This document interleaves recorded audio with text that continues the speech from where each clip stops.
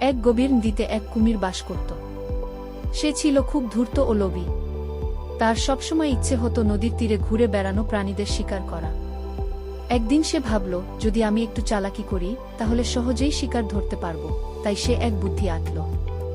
সে নদীর পাড়ে গিয়ে বালির মধ্যে নিজের শরীর লুকিয়ে রাখল, যেন দেখতে মৃত মনে হয়। সে ভাবল, যদি কোনো প্রাণী আমাকে মৃত মনে করে কাছে আসে, আমি তখনই লাফ দিয়ে তাকে ধরে ফেলব। কিছুক্ষণ পর এক শিয়াল নদীর তীরে এলো। সে পান করতে চেয়েছিল, কিন্তু দূর থেকে কুমিরটাকে দেখে সন্দেহ হলো। শিয়াল ভাবল, কুমিরটা কি সত্যিই মরে গেছে, নাকি এটা কোনো ফাঁদ। শিয়াল কৌশল করে জোরে চিৎকার করে বলল, ওহ, এত বড় কুমির! শুনেছি মরা কুমিরের লেজ নাকি নড়াচড়া করে না। শিয়ালের কথা শুনে কুমির ভাবল, যদি আমি লেজ না নড়াই তাহলে শিয়াল আমাকে মৃত ভেবে কাছে আসবে। কিন্তু কুমির এতটাই চালাক হতে চাইছিল যে সে ভুল করে তার লেজ নাড়িয়ে ফেলল। শিয়াল তখনই বুঝতে পারল যে কুমিরটা বেঁচে আছে। সে দ্রুত পালিয়ে গেল, আর কুমির কৌশলে ব্যর্থ হয়ে হতাশ হল।